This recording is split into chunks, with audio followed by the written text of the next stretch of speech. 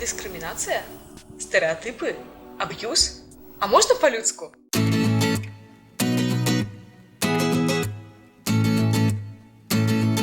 Прывітанне ўсім. Мяне завуць Кася Каўляна-Глухоўская, я псіхолог, арт-тэрапеўт, рэабілітолог, і сёння я буду размаўляць з вамі пра тое, што такое дыскрымінацыя.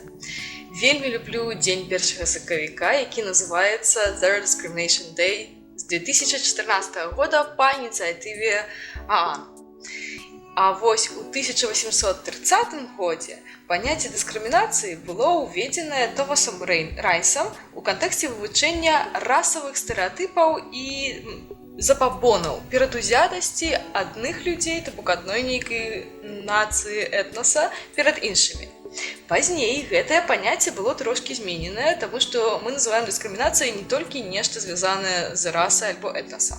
Такія сацыяльныя псіхолагі, як Майерс, Чалдіні, Мацумота і іншыя ў розных краінах развілі паняцце дыскрымінацыі да таго, што мы зараз называем неаб'ектыўна, неабгрунтавана, негатыўныя паводзіны, гэта значна, у адносінах да нейкай супольнасці і яе чальцоў.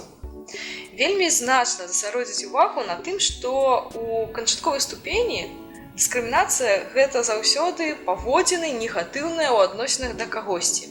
Дык чаму мы так любім ненавідзець? Любыя дыскрымінацыйныя паводзіны і ўвогуле паводзіны разбіраюцца на 3 стадыі, якія вылучае такі псіхолог Мясішчаў. Гэта когнітыўныя нашы ідэі, гэта афектыўныя пачуцці эмоцый і гэта, зрэшты, дзеі, паводзінавая фаза. На падставе гэтага такія даследчыкі, як, напрыклад, Мікляева, робяць вынік, што сацыяльна-псіхалагічнай асновай дыскрымінацыі з'яўляюцца негатыўныя грамадскія стэрэатыпы пра кагосьці. Пра габрэяў, пра сарацынаў, пра тлустых, пра худых, пра людзей з ВІЧ. То бок, уся справа ў думках, у гэтых стэрэатыпах, схемах нашай свядомасці, дык хопіць ужо думаць стэрэатыпамі, праўда? Простая думка. Але ўсё было б вельмі файна, калі б не падключаўся да гэтага наш арганізм. А любім ненавідзець мы не проста так. Мы гэта робім не толькі як людзі, гэта робяць усе млекакормячыя альбо смактуны. І можна зірнуць у кнігі антраполагаў і гісторыкаў, хаця б такіх папулярных, як зараз Харарі, аўтар нашумелай кнігі «Сапіенс», альбо прафесар біялогіі і нейраэндакрыналогіі Сапольскі. І калі вам, напрыклад, лянота чытаць, вы можете хаця б паглядзець іх лекцыі. Я даю спасылкі вось тут, на лекцыі Сапольскі, пра тое, чаму мы любім ненавідзець, альбо папулярызатарскі канал натуралісткі Ціманавай, якая таксама разбірае, як гэта робяць жывёлы, чаму мы ненавідзім усё чужое і вельмі любім і трымаемся свайго, часам хваравіта. Тады мы пабачым, што ў чалавека, як і ў іншых сацыяльных смактуноў, ёсць тыя самыя лімбічныя сістэмы лімбічнай кары, і у іх існуе інгрупавы фаварытызм, то бок мы любім чальцоў сваёй супольнасці, нязначна па якім прыкладзе. Напрыклад, я там люблю каляровыя валасы, і ў мяне сябры ўсе з каляровымі валасамі.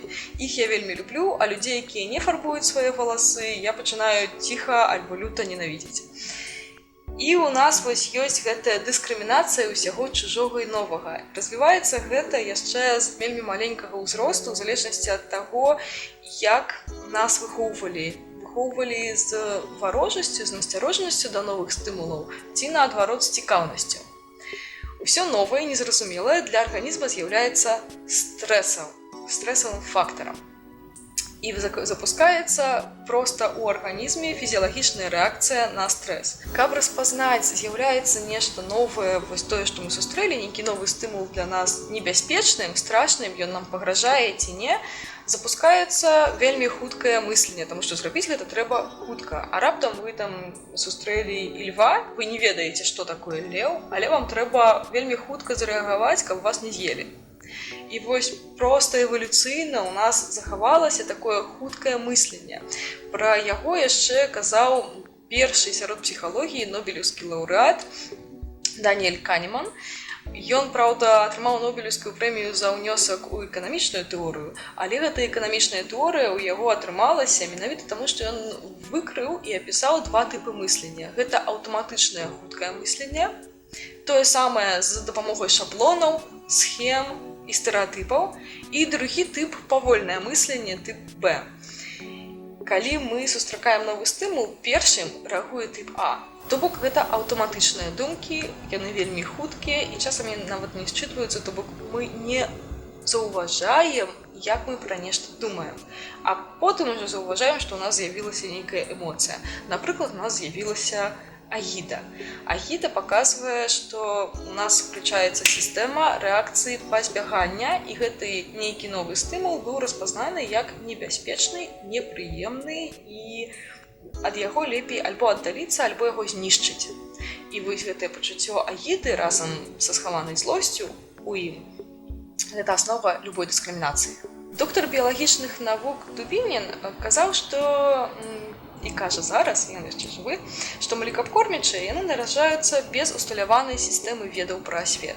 Напрыклад, інсекты, насякомыя, яны нараджаюцца ўжо з нейкімі рэакцыямі, з інстынктыўнымі. А вось млекакормячыя смоктуны, яны выпрацоўваюць усе свае рэакцыі як стэрэатыпныя і аўтаматычныя ў першыя гады жыцця. І у гэтых аўтаматычных рэакцыях будзе вельмі шмат когнітыўных скажэнняў і абагульненняў. Тут мы падыходзім да цікавага моманту. Калі ў вас у дзяцінстве, напрыклад, у сям'і вучылі ставіцца да ўсяго новага асцярожна, свет страшны, і ўключаны канал НТВ, і з яго ўвесь час кажуць пра катастрофы, маньякаў, тое, як цыганы кагосьці абкрадаюць, альбо як, напрыклад, у сярэднявеччы былі песні, дзе спявалася, што ўсе габрэйскія жанчыны гэта забойцы і варажбіткі, то і хутчэй за ўсё вы будзеце ставіцца да ўсяго новага варожа, і вы будзеце ставіцца да тых, да каго вас навучылі ставіцца з нянавісцю, з гэтым самым пачуццём.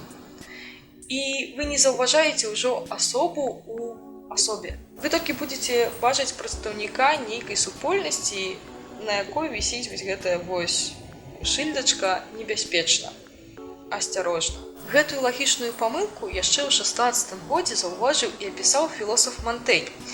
Ён вандраваў па Францыі, па розных яе ваколіцах, і заўважыў, што людзі, напрыклад, з адной вобласці, яны ненавідзяць людзей з іншай вобласці па такіх прыкметах, як у адных, напрыклад, ложак быў аднапавярховы, а ў іншых ложкі былі двухпавярховыя. І вось гэтая наяўнасць іншага ложку ўжо з'яўлялася падставай назваць тых іншых вычварэнцамі. Альбо яны ненавідзелі людзей з іншай вобласці за тое, што яны карысталіся не комінамі, а, напрыклад, маленькімі печкамі, вынесенымі ў цэнтр хаты. А тыя, хто меў печкі ў цэнтры хаты, лічылі вычварэнцамі і дзівакамі тых, хто меў вялікія коміны. Гэта ўсё, вось такія маленькія дробязі прыводзіла да вялікіх дэструктыўных праяў. Людзі паміж сабой не размаўлялі, яны адзін аднаго трываць не маглі. А з чаго гэта пачалося? З Монтэкі і Капулеці, праўда? Хваля ідэй вельмі хутка раскручваюцца ў любым відзе дыскрымінацыі. Мы можам дыскрымінаваць па-сексістску, мы можам дыскрымінаваць за колер валасоў, за колер скуры, мы можам дыскрымінаваць за наяўнасць альбо адсутнасць нейкай хваробы. Таксама у Монтэня былі апісаныя прыклады дыскрымінацыі вось расавай, якія вельмі лёгка выкарыстоўваліся палітыкамі.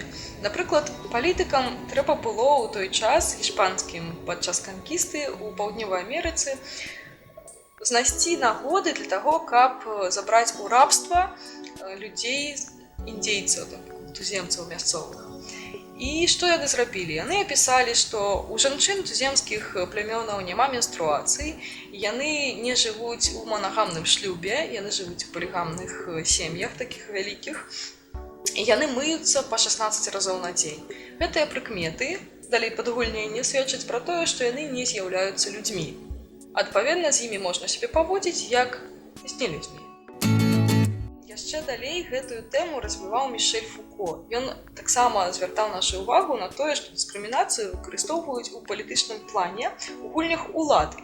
І нянавісць да іншых пераўвасабляюць у мэтанакіраванае знаходжанне нейкага казла адпушчання, ахвяры.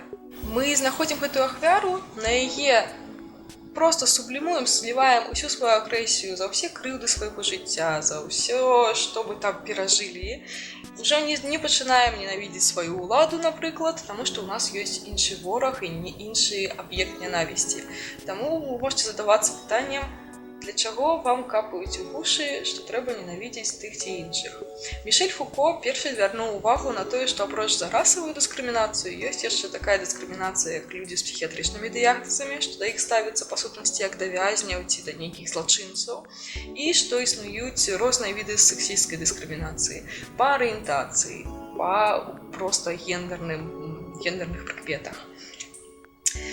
А ўжо пазней у працы па псіхалогіі хараства і прывабнасці такія даследчыкі, як Вірен Суэмы і Адрыан Ферхнем, а таксама, можа быць, вы чулі, знакамітая актывістка і журналістка Наомі Вульф у сваёй кнізе «Міф пра прыгажосць», яны азначылі праблему лукізму, з якой па сутнасці пачынаецца любая дыскрымінацыя. Лукізм – гэта дыскрымінацыя па знешнасці. Увогуле, у любой дыскрымінацыі і ў любым стэрэатыпным мысленні мы пачынаем з таго, што судзім па вокладцы. Тое, што мы бачым, гэта першае, што счыталі, і далей углыб ніхто не спрабуе ісці і глядзець, ужо складаецца нейкае меркаванне. І вось гэта адна з асноўных праблем, як у нас дыскрымінацыя адбываецца. Падагульняю. Мы з вамі адчуваем агіду і абурэнне на кагосьці часцей не таму, што для гэтага ёсць нагоды, а таму, што такія пачуцці – гэта сігналізацыя біялагічная нашага арганізма. У нас выпрацоўваюцца такія моманты адрэналін, норадрэналін, дапамін, у нас задзейнічаная такая выспавая вобласць мозга, і ўзнікаюць пачуцці злосць, агіда, жах. Сігналізацыя гэтая ў арганізме запускаецца, калі мы сустракаемся з чым заўгодна новым і невядомым, асабліва, калі ў вас папярэдні быў траўматычны вопыт, альбо вас навучылі баяцца, сцерагчыся. І ўсё, што прыцягвае ўвагу, трэба вельмі хутка неяк прааналізаваць і даць лейбл. Таму мы в першую чаргу думаем стэрэатыпамі, каб як мага хутчэй гэта катэгарызаваць. Дзесьці аднесці там бяспечна, небяспечна, вораг, не вораг, свой, чужы. Часцей за ўсё гэта свой, чужы. Сваёй бяспечнае, чужое не. Есці на сняданак курыныя яйкі, амлет нармальна, вось гэта паняцце нормы. Есці на сняданак амлет са змяіных яйкаў. У нашай культуры не. Дзесьці, напрыклад, у Азіі гэта будзе абсалютна нармальна і спакойна. І дзякуй цудоўнаму спадару Канеману, што мы ведаем, што з гэтым рабіць, каб у нашым жыцці было трошкі менш дыскрымінацыі і варожасці. А для гэтага трэба думаць двойчы. Гэта вызначае, што нашы аўтаматычныя думкі, яны ўсё адно будуць узнікаць, таму што мы так запраграмаваныя, і гэтаксама будуць рэагаваць усе млекакормячыя на нешта новае спачатку, напрыклад, насцярожана і варожа. Але чалавек адрозніваецца ад большасці жывёл, напрыклад, малпы таксама гэта могуць, сабакі гэта могуць, тым, што ён здольны запаволіцца, калі ёсць бяспечная сітуацыя, таму на вас не ляціць зараз канкрэтна леў, а вы вось проста сустрэлі, напрыклад, чалавека іншай расы, да якой вы ставіцеся таму, што так вас навучылі, альбо таму, што вы так чулі ў тэлевізары, чыталі ў кніжках, вы ставіцеся да гэтай расы трошкі насцярожана. Але ў галаве вы трымаеце гэтую думку светлую, што чалавек – гэта чалавек, а не раса. І тады, калі гэты чалавек не несецца на вас з ножом, вы можаце спыніць свае думкі і яшчэ раз паразважаць. Вось гэты канкрэтны чалавек, прадстаўнік расы, да якой я стаўлюся неяк насцярожана. Ён неяк праяўляе да мяне небяспеку, варожасць. Ён неяк дае мне нагоды на праўду абгрунтавана думаць, што нешта ёсць у ім дрэннае. Ці не? І калі ў вас няма сапраўдных нагодаў, вы проста перастаеце верыць у свой уласны стэрэатып. То бок вы выбіраеце, у ва што ўсё-такі верыць і ці весціся на сваю першую рэакцыю ці не. Гэта вось таксама адзін са стэрэатыпаў, што наша інтуіцыя ніколі не памыляецца, ці першае ўражанне, самае вернае. Наадварот, усе даследаванні даказваюць, што першае ўражанне, яно аўтаматычнае, гэта сігналка, яна дапамагае нам выжыць. Так, але яна памыляецца. У яе вельмі вялікая ступень абагульненняў. І калі ў вас ёсць магчымасць прыглядзецца, то гэта тое, што я раю ўсё-такі зрабіць. Мяне вельмі цікавіць тэма чалавечай агрэсіі і яе праяў. І тое, што я зараз скажу, агрэсія раней дапамагала людзям выжываць. І наша агрэсія дапамагала ў тым ліку аб'ядноўвацца сваім супраць чужых. Так вось дыскрымінацыя пачала развівацца. Нейкія там 10, 20, 100, 200, 1000 гадоў таму, 30 000 гадоў таму гэта дапамагала чалавечаму роду выжываць. Але зараз мы з вамі жывем у той час, калі агрэсію можна спускаць сотнямі розных спосабаў. І мы навучыліся нарэшце сублімаваць, напрыклад, у творчасць, у спорт, у нейкія камп'ютаровыя гульні. Свядома. І жыць больш асэнсавана і свядома. Таму я прапаную ствараць самім той свет, дзе гвалт, дыскрымінацыя і нянавісць будуць архаізмамі. Яшчэ адзін вельмі цікавы факт пра дыскрымінацыю і нянавісць да ўсіх чужых – гэта тое, што апроч за рэакцыю стрэсавую і сувязь з адрэналінам, норадрэналінам, мы маем сувязь з аксітацынам. Пра гэта казалі і Дубінін на рускамоўнай прасторы, напрыклад, на постнавуцы, пра тое, як вось гэта ўсё ў нашым мозгу працуе, і Сапольскі. Як аксітацын аб'ядноўвае нас са сваімі, аксітацын увогуле называлі гармонам прывязанасці. І ён падвышаецца ў цяжарных, у жанчын, якія толькі нарадзілі, ён падвышаецца ў закаханых, у адносінах адзін да аднаго. Самае смешнае, што калі у вас высокі аксітацын, падвышаецца прывязанасць зноў жа да ўсяго, што мы лічым сваім, ужо залічылі да свайго роднага, блізкага і свая кашуля бліжэй да цела, і падвышаецца негатыўная рэакцыя і жаданне як мага далей трымацца, альбо як мага хутчэй зруйнаваць усё чужынскае. Усё чужое, усё незразумелае, і яно спадаецца яшчэ больш непрывабным і страшным. Дзякуй вялікі. З вами была Кася Каўлёна-Глухоўская.